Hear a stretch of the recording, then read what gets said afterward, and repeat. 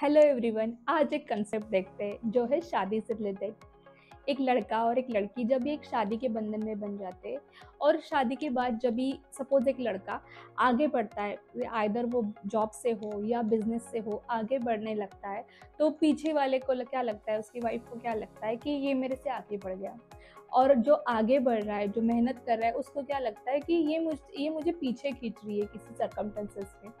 तो उनकी वजह से क्या होता है, अगर दोनों में अनबन हो जाए तो उन दोनों की वजह से एक रजिस्ट्रिव फोर्स डेवलप होता है और उस रजिस्ट्रिव फोर्स के कारण वो दोनों वहाँ पे ही होल्ड बैक होते, दोनों ही आगे नहीं बढ़ते। तो उसी फोर्स को हम क्या कहेंगे, विस्कोसिटी कहेंगे। जैसे कि वाटर का एक मॉलिक्यूल दूसरे मॉलिक्यूल को आगे नहीं बढ़ने दे रहा है, तो वहाँ पे एक शेयर फोर्स के कारण वो आगे नहीं बढ़ते। तो उसी को हम क्या कहेंगे, विस्कोसिटी कहेंगे। विस्कोसिटी क्या होता है, एक वाटर का चिपचिपाहट पना जिसको हम बोलते हैं। कि सपोज एक हनी का एग्जांपल ले लो आप।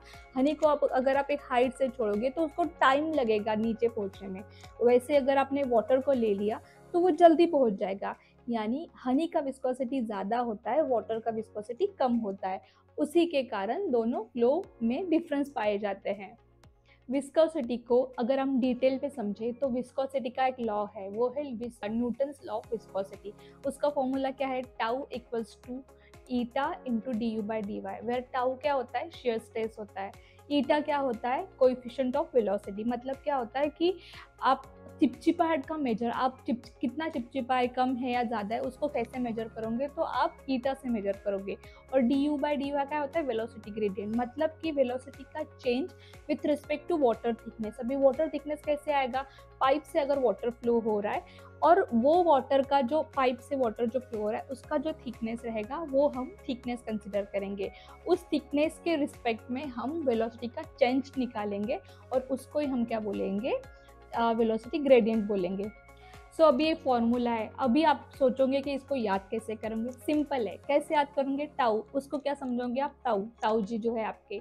फिर ईटा, ईटा एन से सिमिलर है, तो इसको क्या समझोगे आप, ईटा को नानी या नाना, जो भी आपको ज़्यादा पसंद है, नाना जी या नानी जी, वो ले लो। और फिर D U by D Y, उसको क्या करो, ड्यूटी से आप कंपेयर कर लो। तो फिर फॉर्मूले का याद रखने का कैसा सिंबल बनेगा कि ताऊ जी नानी को ड्यूटी ले गए, तो आपको वो फॉर्मूला पूरा याद हो जाएगा।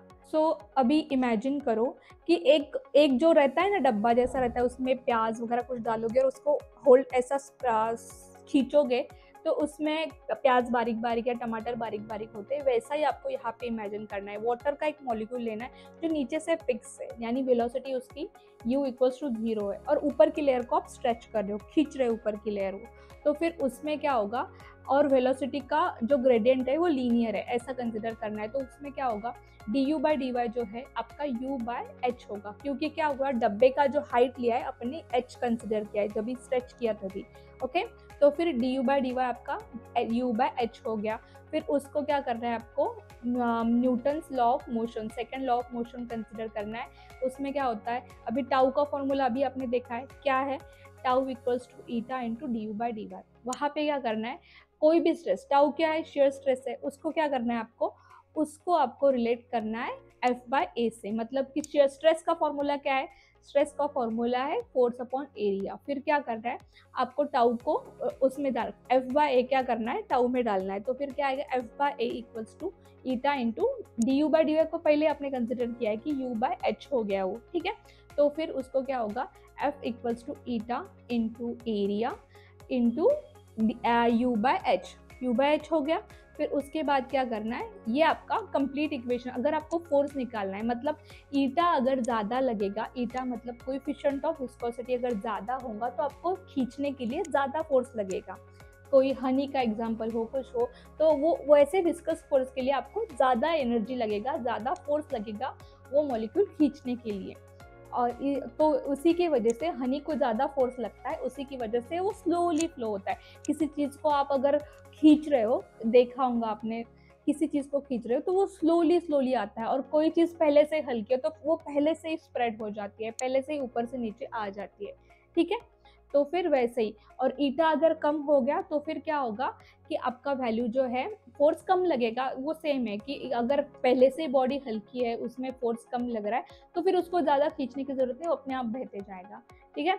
तो फिर इस पूरे विस्कोसिटी के फॉर्मूले में ये एक इम्पॉर्टेंट बात है, एक मेमोरी टिप ये है कि विस्कोसिटी क्या है, एक रेजिस्टेंस या एक शील्ड की तरह काम करती है, जो कि वाटर के मॉलिक्यूल को एक के ऊपर एक स्लाइड होने नहीं देती। अगर आपको ये वीडियो अच्छा लगे तो please like, share and subscribe to my channel.